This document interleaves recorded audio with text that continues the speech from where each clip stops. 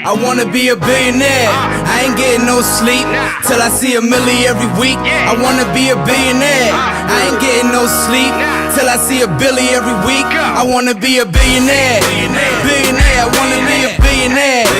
Billionaire, I wanna be a billionaire. Ladies and gentlemen, boys and girls, children of all ages, things just got a little bit real. This is your host, Johnny Vegas. You're tuned into another episode of Sleep is for Billionaires, the podcast brought to you by Stop the Banking and TV.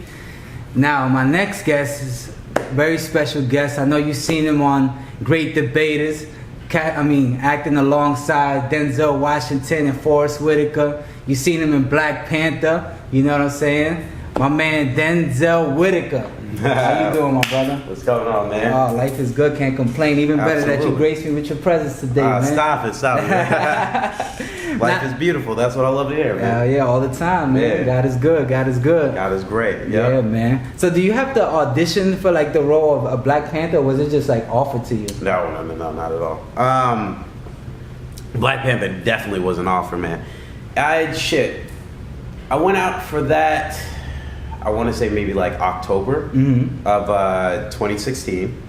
And I remember the day of, because like I had like 1,000 things to do on my plate, as always. And then it's like they hit you with the last minute, like, oh man, we got to see you in the room tomorrow. Yeah. But of course, it's Marvel's Black Panther. What am I going to do? I'm going in that fucking room. Exactly. Cancel everything else. Exactly. So, I remember meeting up with my coach that night. I actually was crashing in the area. And then the next morning, got up, I went straight to the audition, no sleep, whatever. Just, it was like, I'm doing this, I'm doing that. And I remember going out for the audition, and they had me say a couple words to Ryan Coogler, because all of these were being casted off the tape. He was already, if not in London, down in Atlanta, already getting things together. Right. So, they had me say a couple words, and I kind of came from the heart, and that was about it. I had never heard anything back. Until maybe around December. So 2 months go by. I'm thinking like, I ain't got the role. You know what I mean? Like, yeah, 2 months go by. You know what I mean? It's like, it's pretty much done. Yeah, it's pretty much done. Yeah. Then all of a sudden, my agent hits me up. He's like, "Hey, do you want to go star in a Marvel movie?"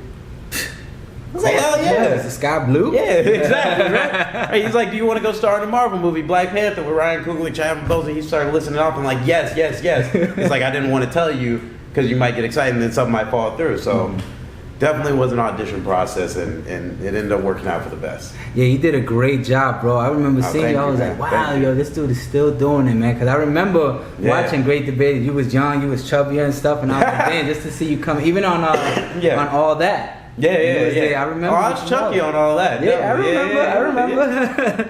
Yeah. So would you ever like to play a superhero, like actually the lead in a role? And if so, which one? Always. It's a good question. I don't know if there's a superhero for me. It's for the same reasons like I always wanted to be a James Bond. Okay. But, James Bond is a British thing. Right. But that's what my mind is geared towards, is towards the fantasy element, is towards the action adventure element. Like, that's my bread and butter. Indiana Jones, Back to the Future, Jurassic Park, like James Bond, that's my shit. You feel me? Yeah. I don't know if there's a superhero out there currently that I'd want to play that isn't obviously Black Panther. I would probably, I'd want to have like the gift of teleportation. Okay, I wish I did. Like what superpower gift would you want? I would like to fly. You like to fly? Why do you want to fly? I enjoy heights, and I would like to travel wherever I want at my leisure, at my time. I don't want to buy a plane ticket or wait for a layover or have the option to drive. No, but pass the traffic. Yeah. No, for the same reason why I would want to teleport. Think about it. Like my superpower. All right, anybody can like stop time or say so you could run fast, or like if you're Superman, you're invincible. If you could teleport, you could be anywhere, and you can get out of anywhere, quickly, without being seen. Quickly. Everything in this life is timing. You know what I mean? Yeah. That's an interesting thought. I never really beat looked at time. that. What better superpower is that? Wow. Yeah, you put a lot of thought into that. Oh, I definitely put thought into that. I put thought into that. Teleportation. That's my superpower. I'm out. Yeah. That's cool. So have you are you in the process of like making your own movies or you know stuff like Absolutely, that? absolutely. Can you talk about it or just Yeah, no, I can talk about it. That all sort of dates back to being on The Great Debaters. You know, I tell it all the time. Denzel Washington was very instrumental within my career in stepping behind the camera. You know, he had foreseen the talent within me and the undeveloped skill of becoming somebody great, because I was naturally just curious. I was curious about story. I was curious why things were working the same way they were. And he had really persuaded me to go to film school. So now, you know, shot 2 short films. I'm working on a pilot right now. Congratulations, man. That's awesome. Thank you. There's 2 films that I'm writing currently. There's one that's like supposed to be my magnum opus.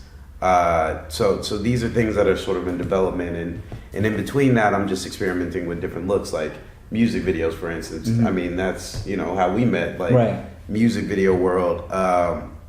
Just experimenting, different colors, different styles, different genres. Kind of honing that in so I can further refine that skill. Right. So by the time we're ready to do like big boy stuff, it's game over. You don't have to think. Exactly. It's a part of you, you know? Yeah. Some of the tactics you use on a music video set can be applied to a movie set also. So Exactly. And the team, I'm sure you're building your team, so you already got who to call on deck. Oh yeah, You know what I'm saying? So that's cool. So we in the lab, man. Yeah, that's awesome, man. I'm glad to hear that, man. I love to see like artists from back in the day that was just doing their thing and now just expanding their brand and you know, into business and really taking it serious to try to take it to the big level. You know? Absolutely. That's great, man. Yeah, man. So how does it work once a movie's complete? You know, and you want to put into theaters? Like, do you have to split profits with the theaters? Do they charge you to put it in? Do you split when the box office numbers come in? How does that work? So that's a detailed question. Basically, you got to look at everything like a business from that standpoint. Right. So you have your capital investor, your executive producer. You know, that said executive producer will put in the money. Now, say for so you're creating something, right? You're self-funding it. You could consider yourself an executive producer. Right. Now, if you have to go outsource, you know, you go get that from somewhere else.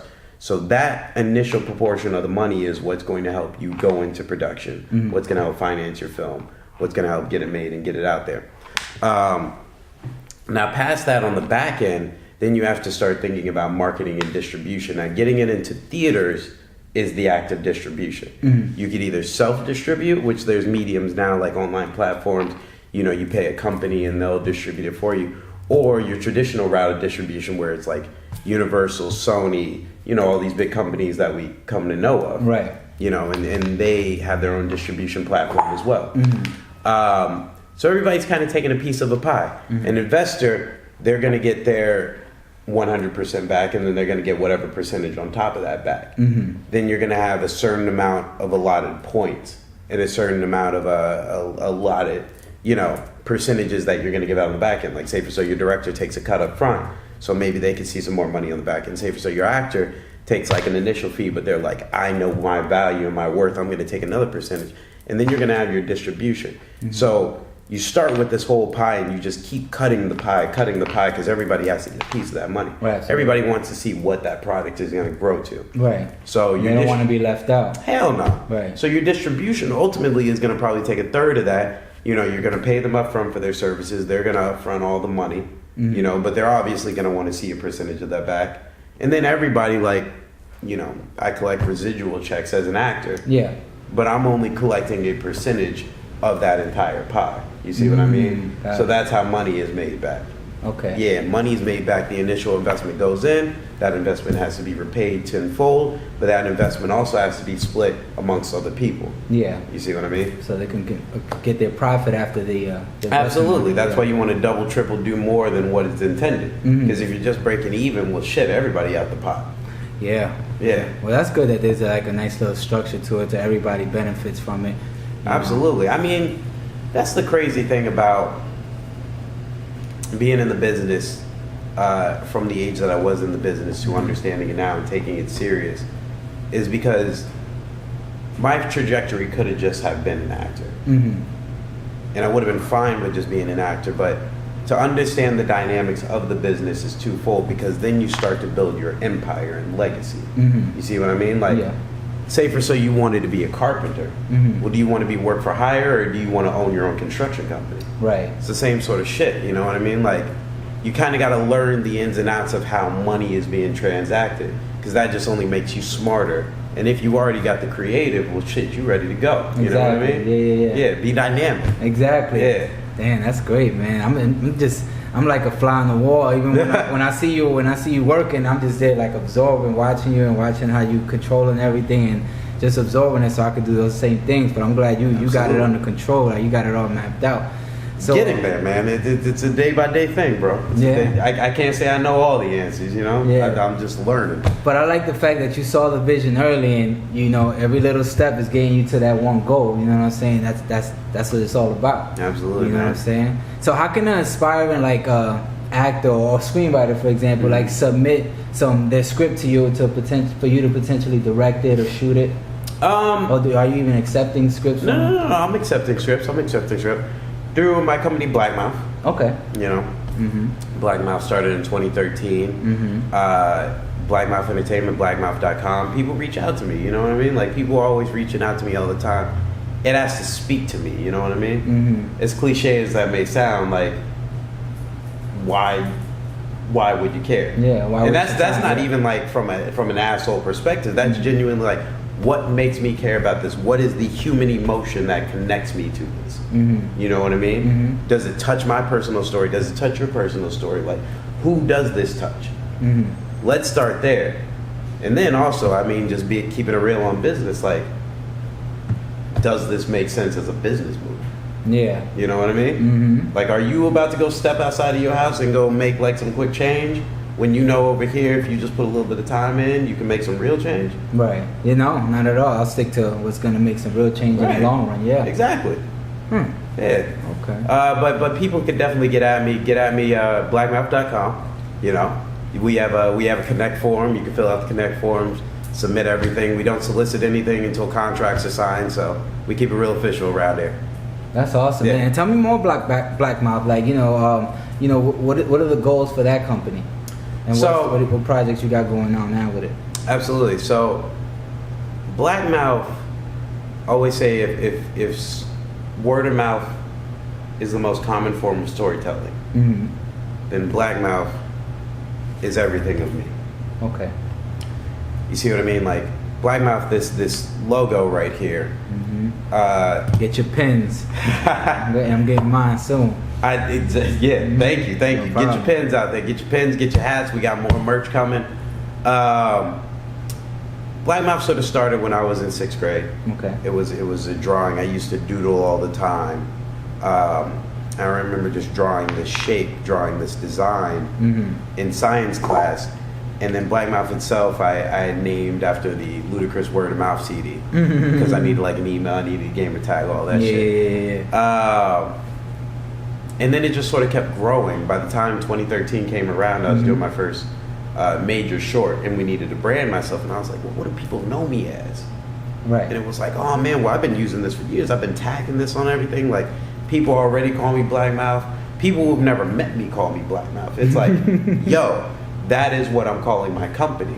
And I think in and of itself, the roots of Blackmouth is the feeling of imagination. You know, I say this all the time, like, I grew up with siblings, but also I feel like my trajectory was like an only child. You know, I used to lock myself in my room, and it was my toys, my computer, my TV, my PlayStation. It was my imagination. Right. And that was my world. And a lot of where I create my characters and everything's come from a place of solace. Okay. Because I just live within my head.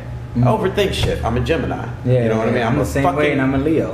You're a Leo, exactly. I'm a creative Gemini amongst many Geminis who lock themselves within inside of their heads. And so Blackmouth literally is immortality through imagination. It's about retaining youth and imagination, because they say, you know, getting older is the death of your imagination. And that's sad. Because, you know, when we're children, we're formless. We have no ego, but then society will tell you how you're supposed to act, tell you what you're supposed to think, tell you how you're supposed to make money, tell you how you're supposed to aspire to life. Right. take all that shit away, and then all you have is your imagination. Yeah. That's like the core construct of black mouth. Yeah. You know? So I like to pride myself like an Amblin Entertainment, you know, like Steven Spielberg company. Right now, black mouth is super, super heavy within the music division. You know, there's a couple artists that I'm looking to represent, music videos that we've gotten ourselves interested in. Like I said, everything, even from the pilot, from the short films, have all been branded under black mouth. Definitely have some merch coming out soon. A limited apparel line, but more so an accessories company that's going to be coming out. That's another venture that I'm stepping out into. Okay. Shit, man. Black mouth is not only entertainment. It's like a collective. You know what I mean? Yeah. It's a collective. Bigger for than a dreamers. brand. Yeah. Yeah, exactly. I wanted to sort of stand for something. Right. Just how I said, for like imagination and youth and being fearless. Like, fuck any sort of like social construct that people try to put on you. Just be. Right. You know? That's what I want black mouth to be. Just be. Well, it sounds like it's already there, my brother, and congrats on that. Cheers to the creators out there, for real. Absolutely. Never settle. Just don't put a ceiling on yourself. Yeah. Right. Hell yeah. So, how old were you when you got your first acting job? 10. What role was that? Training day. Yo, that's crazy. That was your first gig. That was my first gig. How did you land that? That was actually a background role. That was an extras role. You looked featured in that one to me. It became featured. Oh, okay. I opened my mouth and I wasn't supposed to say anything. Oh, yeah, shit. I didn't know it was my first role, man. I was 10. You know, first time being on set, there were Oreos. Like, we shooting over in Nicholson Garden. I was like, oh, okay. And I remember my dad and my mom taking me that day. And, you know, again, Big Denzel. Yeah. Big Denzel has been very instrumental in my life. Like, I met him that first day. He asked me a couple questions. I sat down in front of him. And I don't know anything about acting. Nobody in my family acts. Yeah. I had no limitations, so he's asking me questions. I'm like, yeah, sure. Yeah. And next thing I know, they were like, well, your son has said something, but we really like it. We're going to have to feature you now. Okay. Yeah. Well, don't tell. It's like they're telling you like it's going to be a problem. Like, no, feature me. Right, exactly. I look back on that now. Hell yeah, I said something. Yeah. That's hilarious, bro. Yeah, man. Oh man, but that's awesome, man. It's good to see you still doing your thing, man. But even so, you said you didn't know anything about acting, and nobody in your family act. But did you, prior to doing Training Day, did you want to be an actor? No, I wanted to be a cartoon artist. Okay. Yeah. My dad, he's a mechanical engineer. Draws a lot. That naturally was passed down to me. I just used to draw a lot, and if it wasn't a mechanical engineer, I probably would have went into like science or math. That was my thing. I was just like a brainy kid, you know.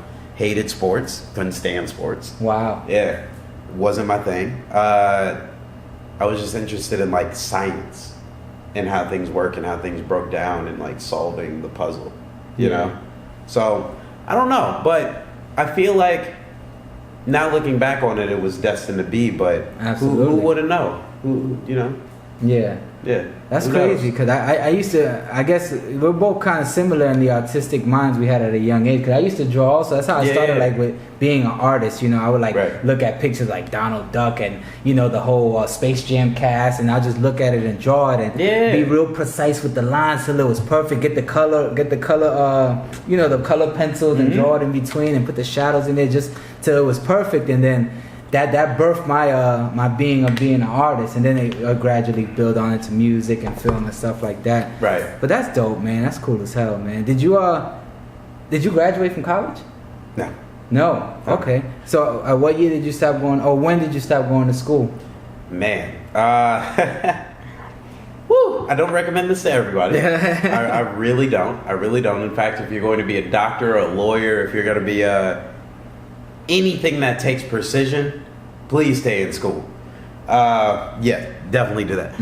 Now, for me, you know, I was working, like I said, since I was 10. By the age of 14, you know, I was on the series All That on Nickelodeon.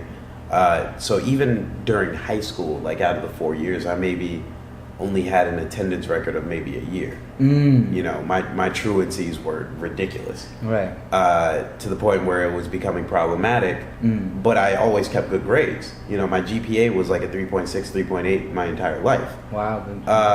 Thank you. So that was never the issue. It was literally I was working at a very young age.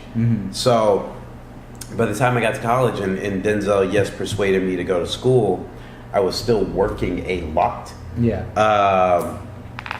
And it was like the colleges, hey, you haven't been showing up. And I'm like, well, I'm actually doing what I'm going to school for. I went to film school, but I was already on set. Right. And so this director, like Gavin O'Connor and Werner Herzog, they were basically saying like, listen, you've been on set your entire life. The only way you can learn is do by doing. Right. And it became one of the things that was clear to me, like some of my peers weren't even touching cameras their first year, maybe not even to their second year. You know, you pay an exorbitant amount of money just to be taught the fundamentals of things, but you don't actually get the real world practice of it. Right. You know, and I had been to a couple summer camps before then. I just made the decision, and my dad, he at the time was so confused and even a little bit disappointed. My dad was like, well, son, I think you need some sort of stability, something to fall back on. And I made a promise to myself that I'm not going to fall backwards. That was my only option. Right. So in and of itself, like my first major second short film, Criminal, I spent a lot of money, a lot of useless money of my own money that I didn't need to spend, but it still was a fraction of what I would have spent in film school, and I learned a tremendous amount from that. Right. And in and of itself, I learned the lesson you do by doing. No one can teach you that.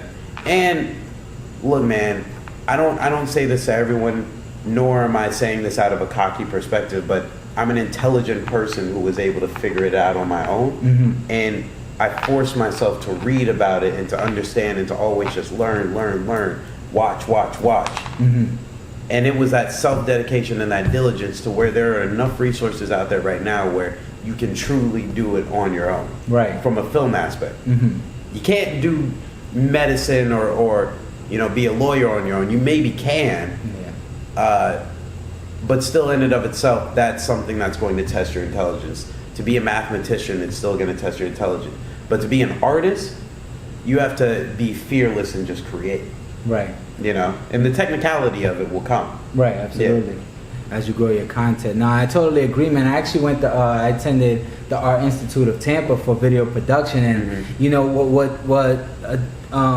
turned me off about the situation was that I was taking a lot of elective, not really getting the hands-on experience I wanted. Yeah, absolutely. So I'm like, damn, like I'm paying all this money. Why am I even here? So what I did was I bought a camera, and then I started. I used to promote parties and stuff, so I would film the shows I was promoting, and I started getting a lot of positive feedback. And then they started paying me to. Other promoters started paying me to film their shows. So I'm like, well, if I'm going to school for this and getting paid already, what the hell I need school for? So I quit first semester, and then I just started advancing my equipment, learning the editing programs all on my own. So then graduated to music video, started charging for that. So then I kind of figured it out on my own as well. You figure it out on your own, yeah.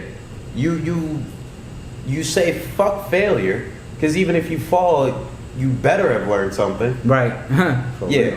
Look, if I knock you out a couple times, what you gonna do? Get up, knock you back out. Right. Yeah. Or either you're gonna sit down there and you're just gonna say, well, I give up. You know what I mean? Yeah, nah, you either gonna fight or you gonna give up. Yeah. That's real, bro. That's crazy. Is it true you were named after Denzel Washington? Yes. Yeah, it's true? Yeah, it's true. It's true. Who named you? Your dad? No, my mom actually. So my dad's name is Dale. Okay. And you know, he obviously wanted. My dad wanted to call me Dale Jr. and my mom was like, "That's not happening." So, you know, they were trying to think of another D name, and I think at the time where I was born, Glory had just come out, or it came out the year prior. So they were like Denzel. Yeah. There's a small collective of Denzels out there. Yeah, that's crazy. We're man. around, you know. There's other Denzels out there. Did you tell Denzel you were named after him? You know, I told him no at first, and he was like, "You lie." And I was like, why? And he said, well, because no matter what, you're named after me regardless. His father's name is Denzel. And, you know, he was named after his father. So his mom, in fact, to separate the two, we'll call him Denzel. He was like, pronunciation alone, you're named after me. Yeah.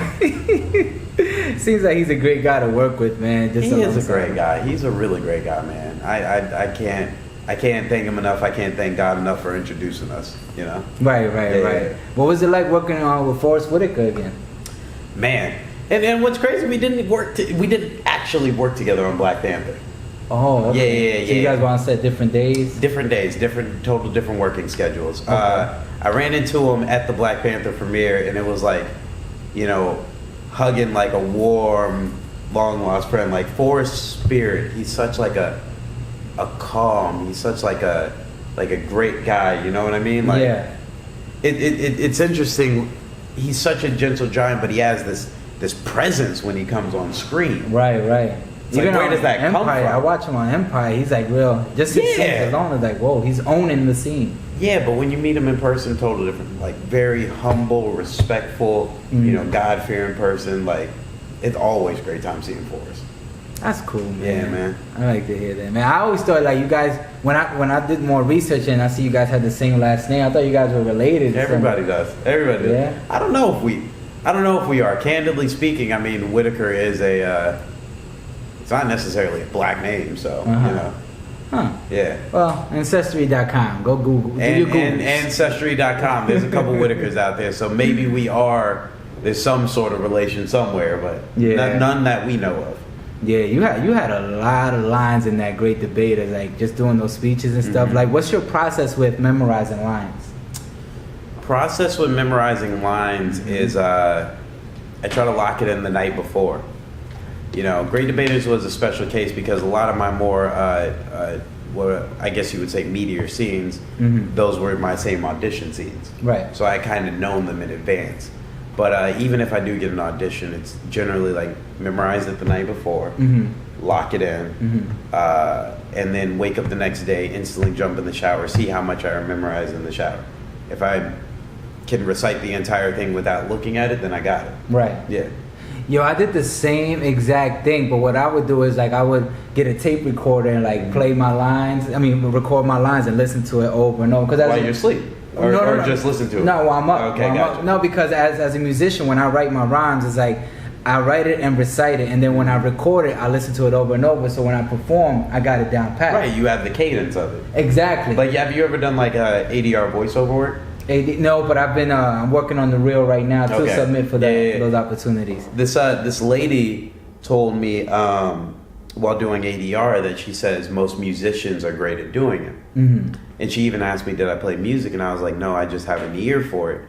And she was like, that's sort of the same sort of thing. Like when you're acting, you can sort of remember the cadence, you can sort of remember the performance, how your voice dips and flows and through your excitement. And if you can match that, that's almost like matching the notes within music. You know what I mean? Right, no, absolutely. And it kind of is that. Like when you're remembering lines, I think the trick to remembering your lines is understanding the intention of the scene. Cool. Like, if you told me we're doing a scene about sitting at this table playing poker, well then at least I know what that's about. And if I know the history between us, like, you stole some money from me and, you know, I had a thing for your girl back in high school, at least if I know those things, then probably the lines are somewhat going to revolve around that. Exactly. You know what I mean? Yeah, and it'll come naturally with the feeling. Yeah, it'll come natural if I know everything about the history of the character. Yeah. That makes sense, The man. intention of the scene will help guide you all the way through. There's an A and B to everything. Right. Because if you're writing a scene and there's no A to B to it, why are we even doing it? Exactly. Yeah. Okay. That's a good thing. Good that you said that, man. You know what I'm saying? Like I said, I mean, when I like zone in on the scene, like I try to picture the scene and, you know, like become one with the character, you know. And even if I'm not familiar with the story, I try to like capture those emotions and then kind of like, you know, put myself in that place and be like, okay, how would this guy feel in this situation? Like, Absolutely. Once you know the history, then you can kind of react off it, even if you're just kind of not auditioning, but going over lines by yourself. You know, you just in your mind, you're pretending that you're in that scenario. So I get that. What got you into directing? From earlier, Denzel. No, so he kind of persuades you to do that. He absolutely did. It was like, while we were working on Great Debaters, and I was doing some animation at the time, and I was just sort of playing around with things, so I always kind of like seen the scenes within my head. But while he was just setting up shot, I just kept asking him questions. I would follow him around and be like, well, why are you setting it up like this? Or, and then I'd pull my chair right up next to him, and I'd have my little notepad, and he would tell me a couple things. So that's when I knew I had a curiosity for it. And that's when I knew that I could tell stories. That's when I started to gain the confidence to know that I could tell those stories. You know? Yeah. How's your tell me the difference from your first directing job to your directing job now. Because my first directing job, I had the small camera. It was just no sound guy, none of that. It was just one camera. I'm following you around. You know what I'm saying? It wasn't no panning, no slow motion, none of that. If we really taking it back, man, like I remember. Wow. I had a Sony Handycam. That was my first camera. Oh yeah. I had one of those too. I had a Sony Handycam. My parents had got me one of those little. What do you call those? The little. It wasn't the VHS, but it was right after. You remember the little mini tape decks? I think so. I got to remember. So I had one of those. I had one of those with Canon, and me and my boys used to shoot skate videos. Okay. When we were about 10 or 11, and I remember I used to edit skate videos. Okay. Maybe that was the beginning of all of it. Yeah. At 10 or 11. But I would say my first directing job to now, the difference is how serious and meticulous the process is.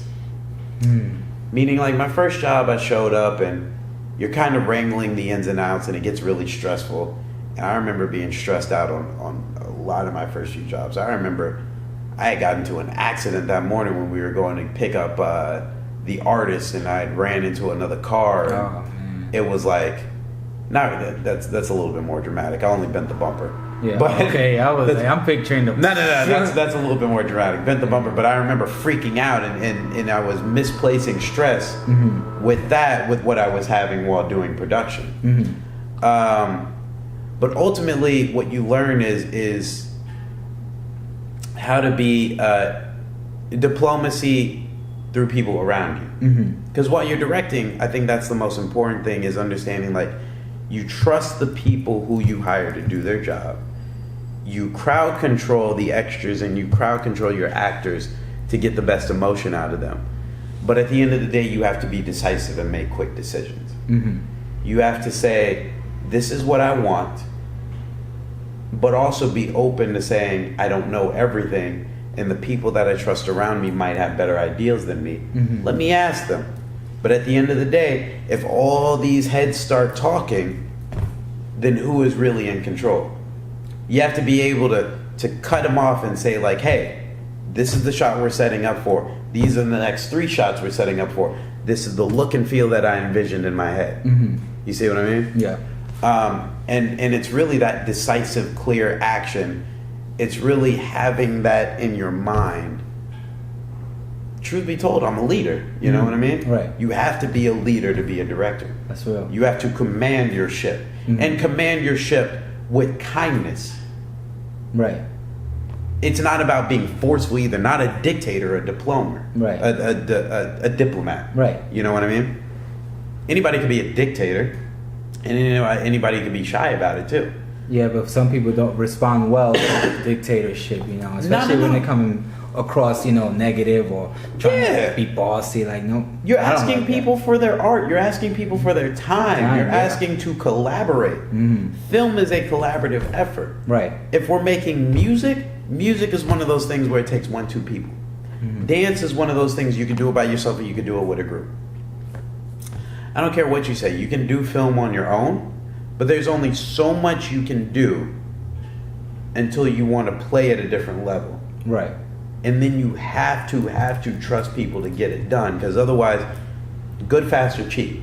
You will be spending a lifetime doing it very, very well by yourself, or you'll even spend an immense amount of time doing it good, So then it's just going to come out cheap looking. Exactly. You see what I mean? Mm-hmm. You have to collaborate in film, so you have to respect people.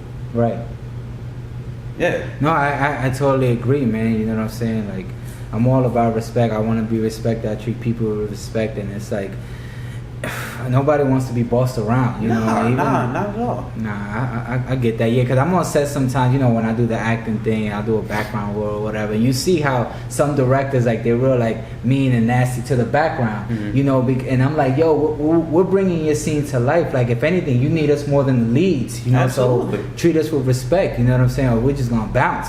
You know, I mean, of course, not all of them bounce because they need the bread. That's what that's what they're there for. But you know, they all have it in their minds because we have conversation amongst each other. Like, yo, some people be like, man, I should go knock them out, blah blah blah blah. But still, it's like you're there for the check. You know, but it wouldn't. There's no place for that though. Right, but that would have never started if the director would have came across more professional. Right. You know, so that's that. So now on production sets, you know, typically how many guys do you have working with you, and what are their roles? You know, to actually get the project done, because I'm sure you do more music videos more than anything, right? Yeah. Those are my day in and outs. You know what I mean? Like I said, experimenting.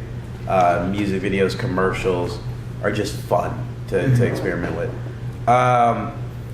Typically, it depends on budget kind of sets the tone for everything. Okay.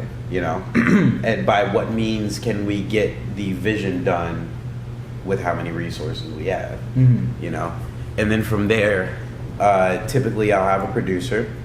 You know, I don't always have the luxury of a first AD, and sometimes I just command the role of a first AD. At this point in my career, always have a DP, unless it's just something that I'm doing for myself, in which case I'll step in and do that. Makeup artist for sure, wardrobe, talent goes without saying. Grips and gaff, usually when I have a DP, you know, he'll bring on his best boy grip, bring on his gaffer, he'll bring on his G&E, he'll bring on his first AC, maybe even a second AC. Let's see, what else? If we're doing sound, you know, if we're shooting something, you always need like a sound mixer. But even on the last music video we had, it was one of those things where we didn't simply have it in the budget. So, you know, I'm producing, I'm doing art design, and I'm even holding boom. Like, I have no problem stepping in and doing the roles. Yeah. You know, I've definitely tried my hat at everything. And rightfully so. I wanted to get the experience of trying everything. You Absolutely. know what I mean? Because I feel like once you get the experience, you can respect somebody's artistry. But even as an actor, like, if you try doing sound or if you try doing art direction, on the day of when you show up and somebody asks you, like, hey, I got to put this mic on you, but can you not rub, you know? Right. Because otherwise we won't get clear something. Now you understand. You might even be conscious of it now, and now all of a sudden you might move a certain way, and he's going to be back there. He's going to thank you because you just made his job easier. Exactly. You know what I mean? Yeah, and not only that, you know, once you actually take the role of doing the sound on your own or whatever the case may be, when you're commanding your troops to play these roles, you know how it's supposed to get done, so you know what to expect. And in case they fall off, you help them, you know, get back on track. Like, listen, not do it this way. Trust me, it's going to work because I've done it before. You know, so that's good. That's good that you take that role. You know what I'm saying? So that's pretty good. What's your opinion on the Me Too movement happening now with the whole sexual harassment, misconduct in Hollywood? Oh man, Pretty big right now. It's very big. It's very big.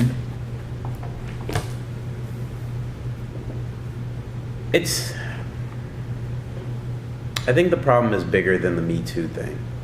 On a micro level, I'm glad it's happening. On a micro level, every single industry succumbs to something like this, sexual harassment, women filling out a place, or even men filling out a place, people being attacked and being vulnerable by people in positions of power. Right. It happens in every industry, and it's nice when the collective speaks up. Now, why I say the issue is bigger than that, it's twofold, because now we're seeing on the flip side of the Me Too industry where it's getting out of hand, where people are just crying wolf, and that can legitimately ruin somebody's not only career, but life. So it's never okay to do that either. But on a larger scale, if we're just talking about like sexual harassment in general and people in power, people are always going to abuse power. And throughout history, we've seen races being oppressed. We've seen genders being oppressed, sexualities being oppressed. So, unfortunately, we fight through this to get forward movement, but the real root of it is we as people have to see one another. You see what I mean? Yes. You see what I mean? Like there's always this there's always going to be an issue when communication does not see eye to eye.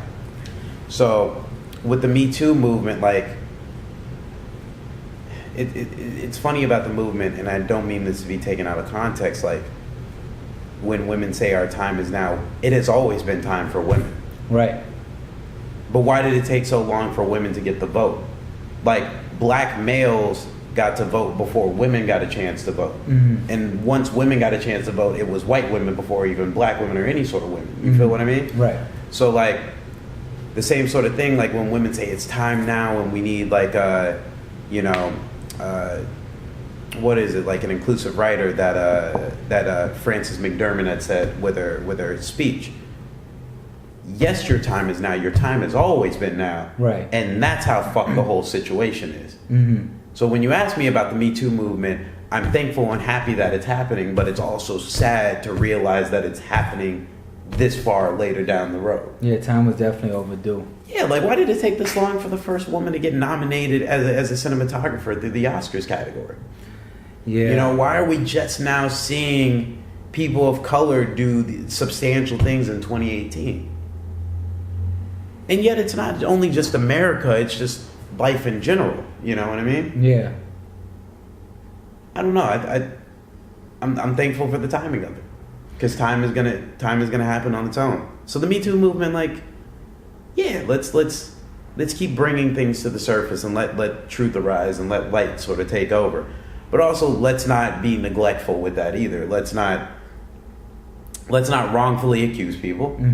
Let's not say he or she did something just because you felt some type of way after and you felt like your emotions got the best of you, or maybe you made it. Yeah, indecisive. Exactly, trying to get a check. Like, be real about it. Tell the truth. Right. And if that is the truth, well, we will find out, and then, you know, let's take care of it appropriately. Right. Let justice swiftly come in, and we as the people decide. Right. Yeah. How do you feel about Donald Trump as our president? Obama was the president.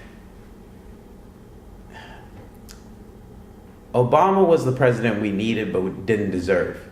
And Trump is the president that we deserve.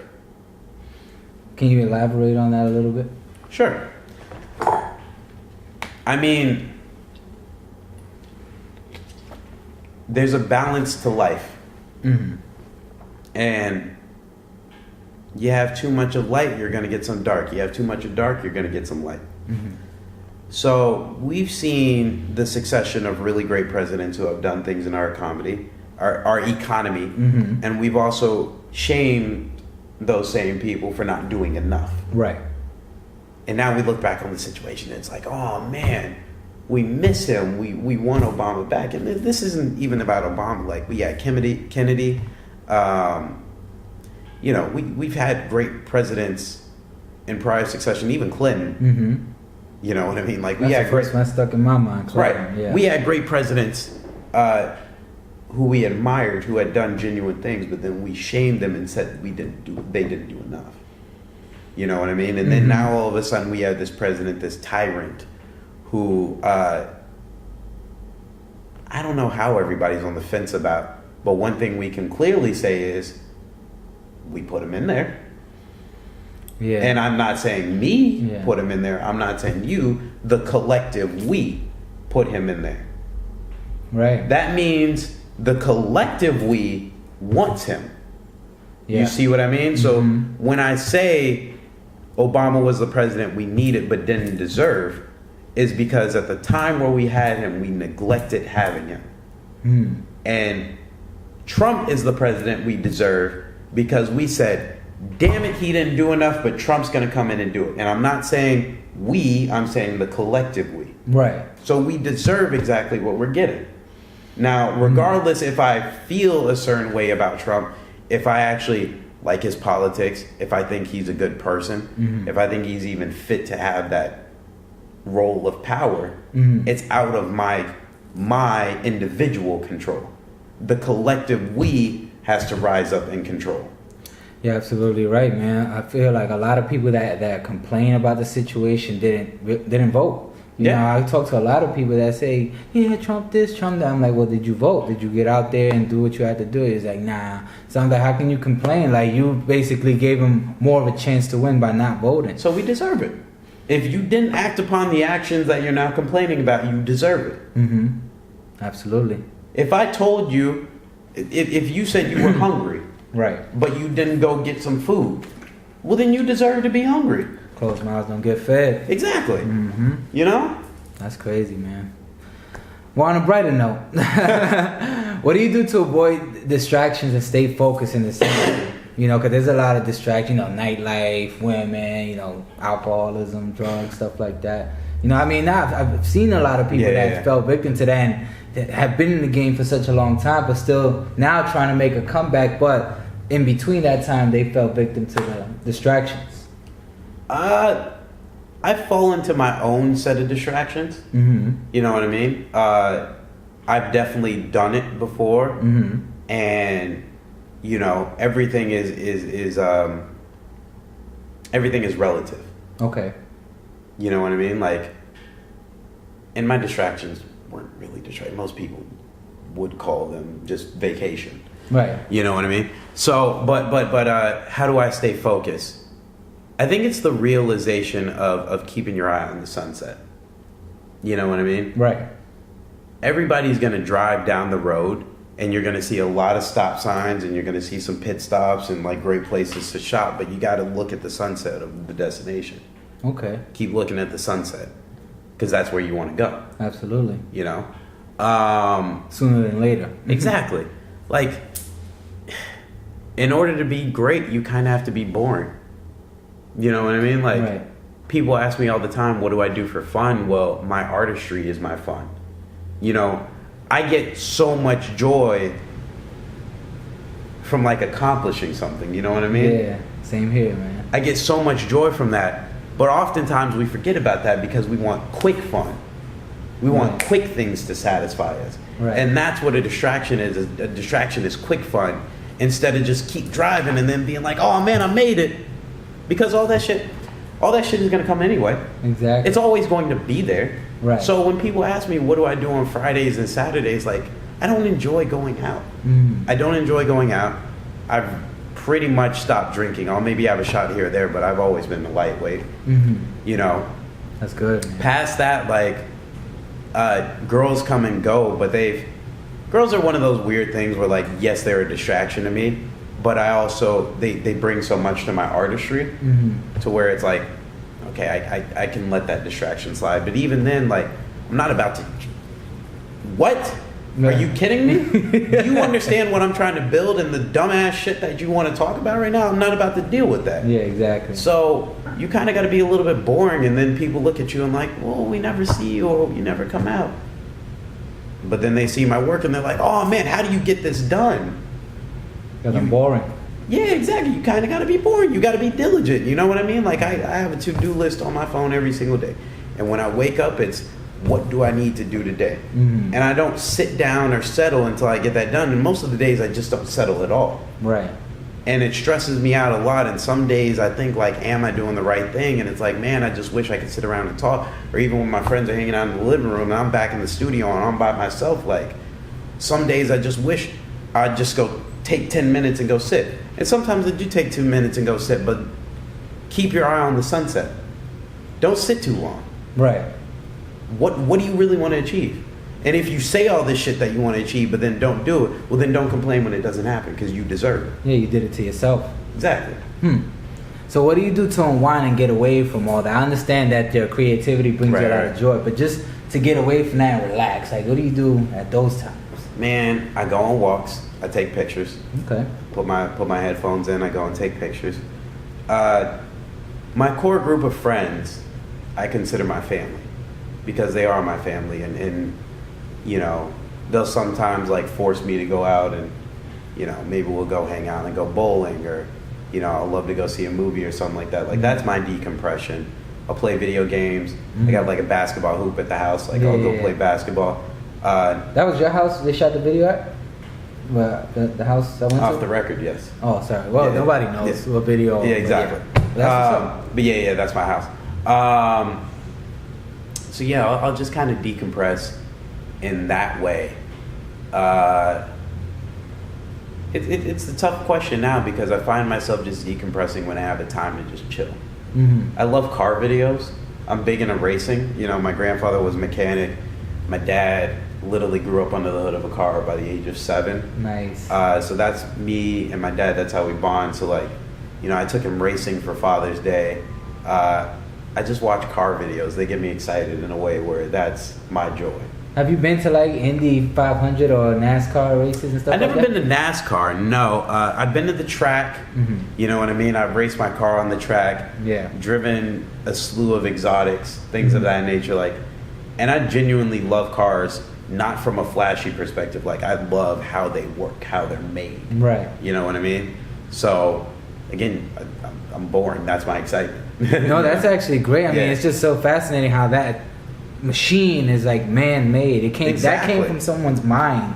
Yeah. And it's used everywhere. It's used everywhere. That's and crazy. Cars are part of people's personalities. Like, I'm such a car guy where you could look at what somebody chose to drive around in the car and it kind of describes who they are. Right. Yeah. No, I feel the same way, man. I actually I call my car a Bentley, but it's actually a Hyundai Sonata. Okay. But it's my Bentley, you know what I'm saying? It describes my personality. But you treat it like such. I'm sure Absolutely. you wash it, you detail it, like, man, you got it smelling good. Yeah, that's it your still Bentley. that brand new leather's still there. You know, and I had it since 2015. And when that Bentley come around, you gonna treat it the same way. Hell yeah. Are you a family man? Am I, meaning like, do I have a family? Yes. No. I mean, I have a family. No, I mean like wife, kids. No. Oh, he's not ready for that. No. Slow up. Nah, man. My life, I'm in my late 20s and I feel like I'm in my early teens. You know what I mean? Like, I still have so much I want to accomplish myself. A family is not the call right now. Yeah, I feel the same way, man. I mean, I got a wifey or whatever, you know, and we had those talks about marriage and kids, you know, but we're slowly progressing to that goal because we ultimately want the same things, you know, but she's got her career going, I got my career going, so we're like, just want to build a stable foundation before we're responsible for another life. And you know, I'm glad you said that. I'm glad you said that is first of all, if you find somebody who you can genuinely build like that, there's no rush to title it or lock it, right? But to have someone who's genuine, and that's been my thing lately, is like, if I am going to get into a relationship with somebody, she not only has to understand my vision, but she has to be proactive enough to have her own independent ideas, thoughts, dreams, and let's build together. Right. Absolutely. Off top. And then, you know, I'm glad you said like being responsible for another life, because, you know, I think the act of birthing babies these days, nobody takes that into account. That is being responsible for another life, but also a piece of you. Right. You brought a piece of you into the world. You have no reason to do less than 1,000% for that piece of you. Right. And it really stops becoming about you. It becomes about them. You know what I mean? So, especially when it comes down to kids, and I know I'm not ready, is because I refuse to be anything less than the best damn father I could be for my kid. Right. You know. Hey, I appreciate that, man. And that's when that time comes, it sounds like you're definitely gonna do everything you just said for your child. So that's great. It sounds like your parents raised you right. Oh man, I'd had two of the best parents I could possibly have, and I'm thankful for them every single day. Like, honestly. Likewise, man. Yeah, man. Likewise. My mom's was mom and dad. You know what I'm saying? Yeah. I had my stepfather there. Rest in peace, God rest his soul. He was there too. You know, my real father. We were more like Facebook friends, but you know, we were still cool. I never really held any grudges for that because I was too young to understand why he wasn't there. But when I found out, I knew it was beyond his control to even be there. But we still kept communication, so I feel the same way about my parents, all of them. You know, so that's cool, man. Are you a Lakers fan?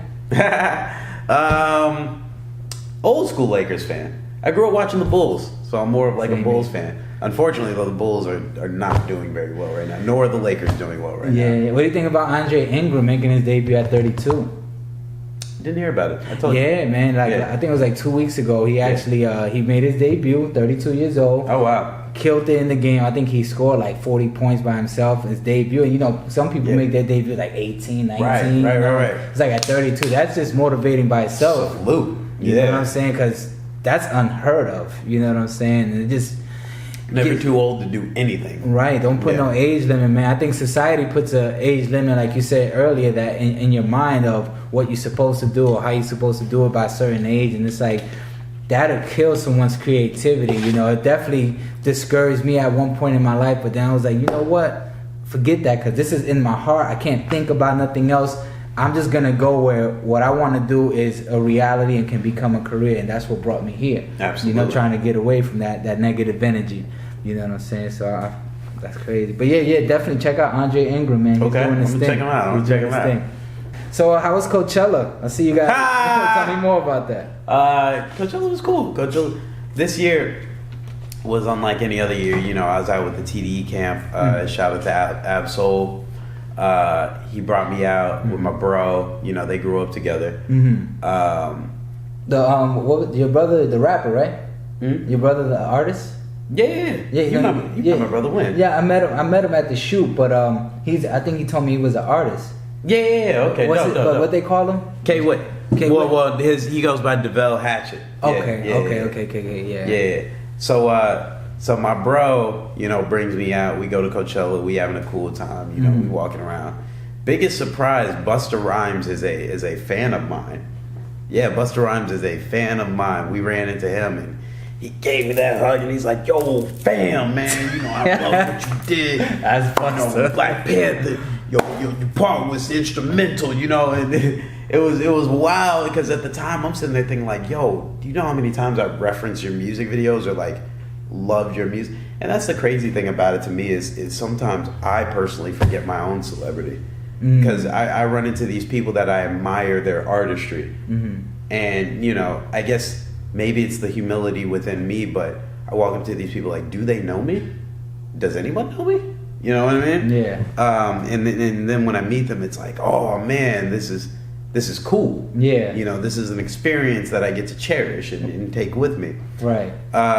So yeah, this Coachella was really cool. It was a good bonding time. You know what I mean? Just chopping up with TD. Hopefully, have some work coming that way. Building with my bro as usual, because you know we didn't grow up together. You know, my brother is from my father's previous relationship. Oh, okay. So it was one of those things, we were never in the same household. And as we got older, now we're forming that bond and bringing that family closer together, which I'm very proud and happy of. Man. You know what I mean? So we're doing that on our own, and that to me couldn't be any more important to share experiences like that. You know? Right, no, I feel the same way because I grew up with a half sister, which is my sister, of course. But I just said that because it was two different fathers. Absolutely. But we lived in the same household. We grew up together. But then my real father's side, I told you I didn't really like know him like that. Yeah. But he was like, you know, Rolling Stone with it. He had like eight. I got 8 siblings that I just met through Facebook, and you know, and we keep in contact. When I fly to New York, I go see them. I got one in Puerto Rico, another one in DR. So it's like we're building that bond because we haven't spent that much time together growing up. You know, I saw them one time when I was in. This is in 1994. When I first went out there. So, you know, we're kind of growing that bond to make up for the times that we didn't have together growing up. So in the end, we'll say that, you know, we love each other. Absolutely. You know what I'm saying? Generally meaning, not just because we're family, just because it's genuine love. Absolutely. You know never too late for that, man. Right. Never. So tell me, where do you see yourself in the next 10 years? Professionally and personally?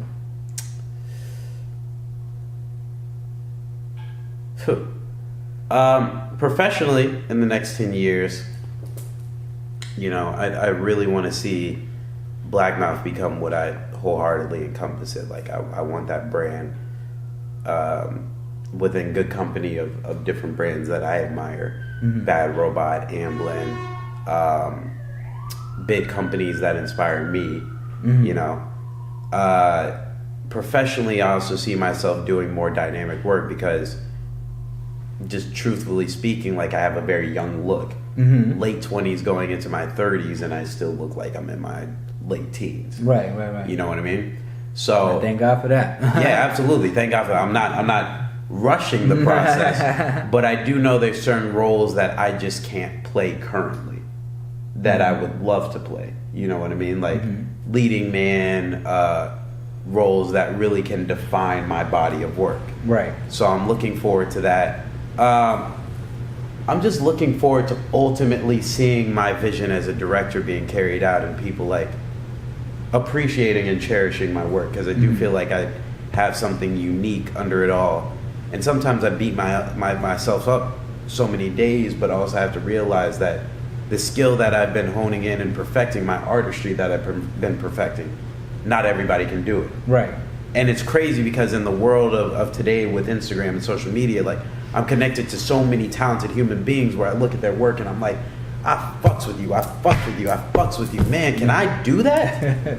But that in and of itself challenges me to do that. Right. But then I also do have to realize that some people just don't simply have the drive that I have. Some people don't have the innate skill that I have. You know what I mean? So I'm hard on myself to be better than what I expect for myself. You know, I want to see my baby, my feature I've been working on for a couple years now. I want to see that off the ground in the next couple 10 years. I really want to see that off the ground in the next couple 10 years. Personally, not couple 10 years, within 10 years. Yeah, within a couple 10 years. That's I'm not sorry, 20, 30 years. Yeah. Not within the next couple 10 years. Within the next 10 years. Yeah. And then just personally, you know,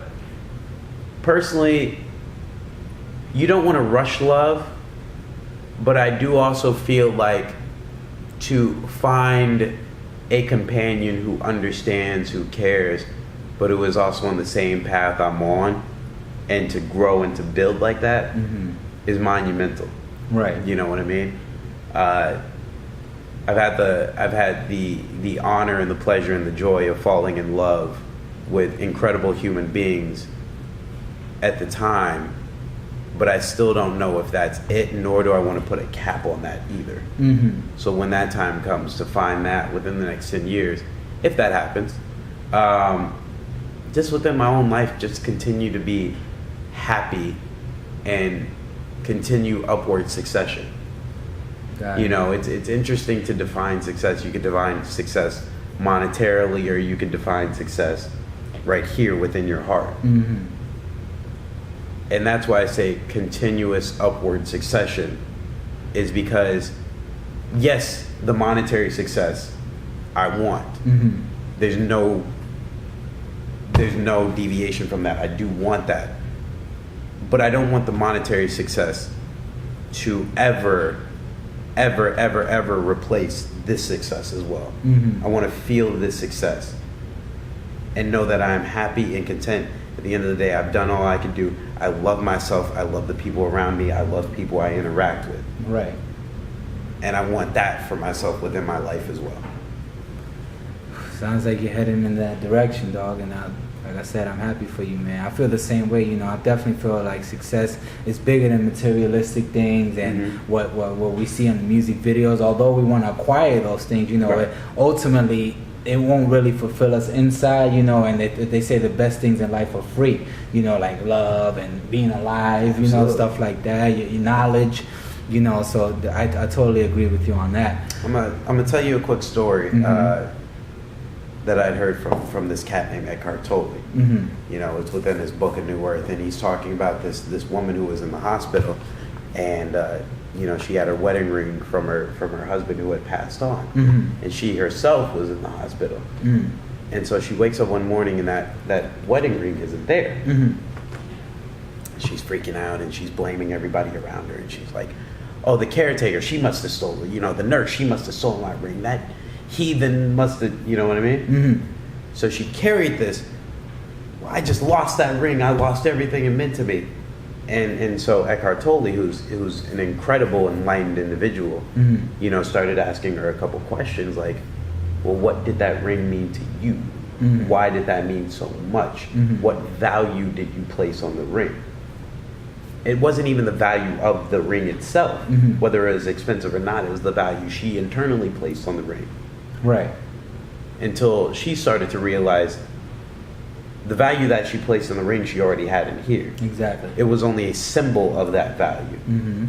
So she was able to let go of the ring, and by the time she had passed away, after she had passed, they discovered the ring was in her cabinet the entire time. Whether she misplaced it there, whether it was moved there, whatever. The ring was no more than a few feet away from her. But she carried all of this turmoil within that ring until finally she was able to let that go right before she had passed. Wow. That's crazy. So the monetary shit really doesn't mean shit. Exactly. Yeah, no, absolutely. It's about what it means to you. Right. That's an interesting story, man. I mean, it's crazy she had to go out, you know, still holding on to that, you know, like you said, that turmoil and stuff. You know Yeah, absolutely. But she always had it in her though. It's just about the perspective of the situation. It's just about the perspective. Where do you place it? Yeah. That's crazy, but you know, God rest her soul. You know what I'm saying? Wow, you kind of threw me off with that one, man. I was thinking, like, you know, it makes my motivation for success even more deeper to find that self-fulfillment more than anything. Because like you say, you know, everybody want the house, the cars, you know, to be comfortable, the M's in the bank account. You know, we all want that. I mean, that's one of the reasons why we started doing it, because we see the potential of where it could be. I mean, other people got it. We want it too, you know, but definitely that self-fulfillment is worth way more. You know what I'm saying? So, what advice can you give to an inspiring, like, you know, director or anyone coming to chase this dream in LA?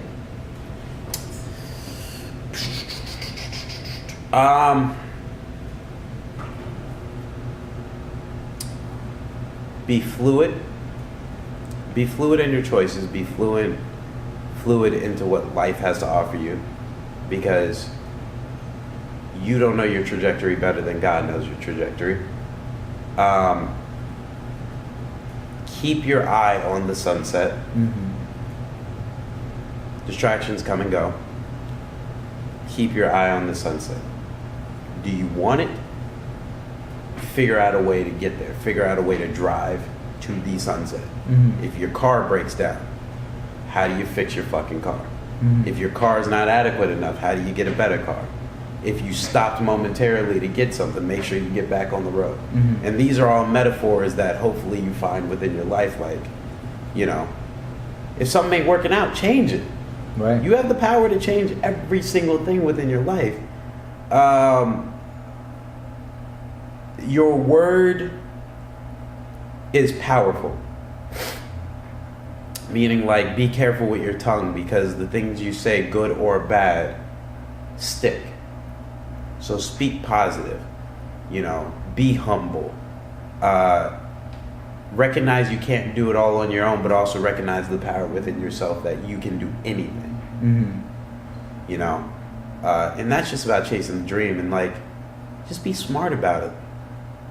If you find something that's frustrating or bothering you or feel like it is getting in your way, find the root of it. What's getting in your way? And why is that bothering you? And realize, stop identifying shit that happens to you as insults on your character. That's an attack against your ego. That's not an attack against you. Right. You see what I mean? Like, stop identifying with things that attack you. Because even right now, truth be told, I'm dealing with something right now that's attacking me, but I have to tell myself it's not me, it's my ego it's attacking. I love this person, but it's attacking me. I love people I deal with, but it's attacking me. Stop identifying with it being me. And if you keep placing yourself in facets of love and keep being open and honest and keep exploring your truth and connect your spiritual, mental, and physical, things will work out. No, you're absolutely right. You have to tell the universe you want it, and the universe will grant it to you. But you have to tell the universe it wants it. Look, if I tell you today, like, nigga, we about to strap up, we about to hit the block, get fucking high, and I'm about to go do some shit, I'm telling the universe I want it, and it will give it to me. For the same reason, if I tell the universe today, I'm going to be great, I'm going to figure out how to move my career forward, and today I'm going to do everything in my power to keep my mind, body, and soul clean and healthy and make sure I'm doing good to humanity. I'm telling the universe I want it, and I will get it as well. And if something is not working out along both paths, what is not working out? What's stopping you? Identify that problem and fix it. No, you're absolutely right. It's like a cancer. You got to get it early, man, or else you'll be wasting a lot of time, a lot of money, and yeah, you'll just be going in a cyclical cycle doing the same shit over and over again. Yeah, and ultimately become discouraged because things haven't been working for so long, but you had the solution the whole time. You just didn't pay attention to it. You know what I'm saying? Man, our thoughts are not our own. Most of the times we already have the own answers. It's whether we listen to ourselves. That's a fact.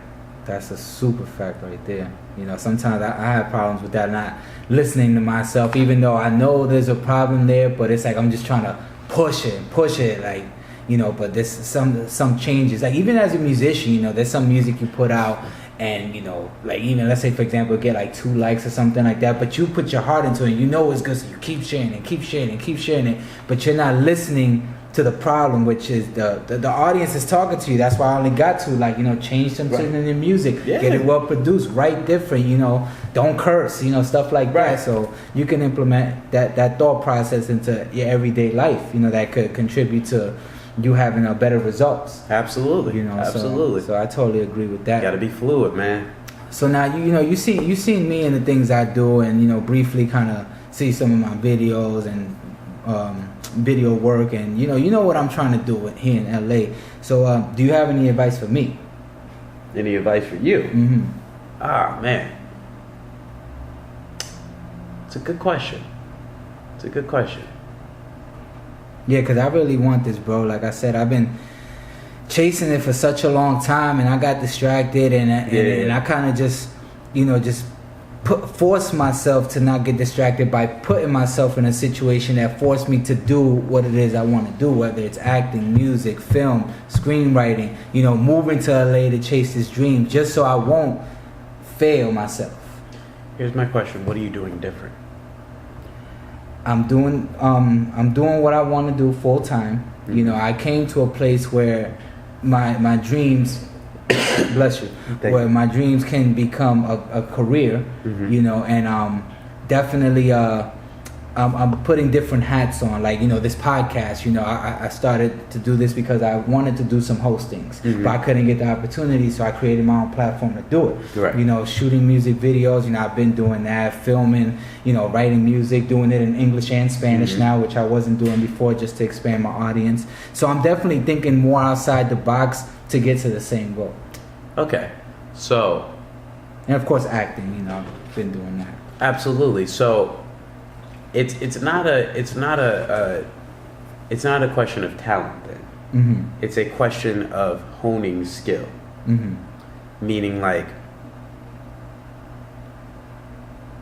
it sounds like you have all the things that you want to achieve, though. You know what I mean? Like, from acting, from music videos, to even your music and whatnot. But now I challenge you creatively. What are you doing different? Meaning, like, when I first asked that question, you instantly talked about, like, how you moved out here and changing that up. So you've changed your environment. Right. That's the start of it. You see what I mean? Like, that in and of itself helps you as a person to grow. Now, as an artist to grow, how do you do things different? You know what I mean? Like, when I hear your music, there's something there, but how do you reach the market you want to reach? And first of all, define what is your market. Do you want to reach people who are concentrated, who understand what you want to do? Do you want to reach a platform that's well known, where you kind of pander in the middle? Do you want to reach, you know, a legacy where you live on forever? You know what I mean? There's different levels to that, nor am I saying you should ever capsize or figure out which one you want to pander to, but each one of them comes with their own set standard of what people are looking for. Right. And that's when it really comes down to, like, understanding what do people look for. Now, in terms of acting, like, acting is one of those things. Acting is really skill, but acting is also being as truthful as possible with fictional scenarios. Mm-hmm. You know what I mean? So acting in and of itself is something you just continuously practice, and you continuously like go. Mm-hmm. Love, put out. Right. Show what the world you can do. In terms of directing is one of those things where it's just like, how are you showing me this different than what I've seen it before? How are you telling me this? What story are you bringing to the table? Sometimes it's literally only what story do you present, whereas sometimes it's like, well, shit, how do you move the camera? Mm-hmm. And in a beautiful marriage, sometimes you get both of them. And with music in a market that's entirely saturated, how do you sound different than the other Dominican cats that I've heard before? How do you sound different than any other like crossbreed Latin artist that I sound, before? Right. Like, how does your production marry up to the people who are out right now? Mm-hmm. You see what I mean? And I'm asking you these questions, so hopefully it just spins the wheel in your head to think like how to be different. Right. You see what I mean? And it's not a question of like if you're doing it and if you're staying focused. Once you weed out the distractions and once you put yourself in a better environment and things of that nature, that is all great. That's setting you up for success. Mm-hmm. And then as a creative artist, then you just have to challenge yourself personally to be different than every other creative you've seen before. And everything has been done before. Right. Every single thing has been done before. You're not the first person to do it. Mm-hmm. It's okay. Kanye tweeted the other day, and I regard Kanye as one of the best creatives I've ever seen in my lifetime. Cheers. But even he tweeted the other day, like, nothing is new. Mm-hmm. There's no harm in creating an interpretation of something. You're not necessarily stealing, but make sure when you do take that idea, expand. If it was a good idea, how can it be better? Mm-hmm. When Steve Jobs was creating the first cell phone, and this may be paraphrasing, but he didn't say, how do we make a better cell phone? Mm-hmm. How do we make a better device for humans? How do we make a more intuitive device for humans? You see what I mean? Yeah. It's not about creating the cell phone, because the experience was we were flipping it, we were dialing it, we were only using it for calls and maybe shorthand text messages. Yeah. Now you have a device where it expands, and now you have the entire world in your hands. Mm-hmm. This is a device for humans. It is no longer a cell phone in and of itself. Right. It's transcended past that. Mm-hmm. You see what I mean? So that's just the type of out of the box thinking that in order to be a dynamic creative artist, I encourage you to start thinking. Thank you for that, but brother, I definitely need to hear those words from you, you know what I'm saying? Especially someone I look up to, you know what I'm saying? So, Thank you, man. not for real, man. It's crazy, like, you know what I'm saying? You're younger than me, but it's like you're ahead. So it's like, I look up to that and I aspire to do that and then be greater, you know what I mean? So thank you for your words, you know what Absolutely. I'm saying? Where can the people follow you and keep up with you and submit to you, all that stuff? Shit, man. Go to blackmouth.com, @blackmouth. If you type that into Twitter, Instagram. I got Twitter, I got Facebook. I don't really use them. Instagram is where you can catch me. Sometimes I pop up, sometimes I disappear. But @blackmouth.com and @blackmouth on Instagram. That's how you can catch the latest. And from there, you can get in contact with me if we need to. Let's chop it up. Let's talk about ideas. I'm open. Let's get to it. So you heard it here first, man. It's your boy Johnny Vegas, Denzel Whitaker. Thank you for coming through, my brother. Absolutely, It's a bro. blessing Thank to you for have you. having me. Thank Thank you, you. Thank man. you. You don't understand. Like, I'm excited just as we're talking. I'm thinking, I can't wait to put this out. Like, yo, it's about to get crazy. But again, Stop the Banky NT TV. Sleep is for Billionaires, the podcast. Stay tuned for more episodes to come. I wanna be a billionaire. I ain't getting no sleep till I see a milli every week. I wanna be a billionaire. I ain't getting no sleep till I see a billy every week. I wanna be a billionaire. Billionaire. I wanna be a billionaire.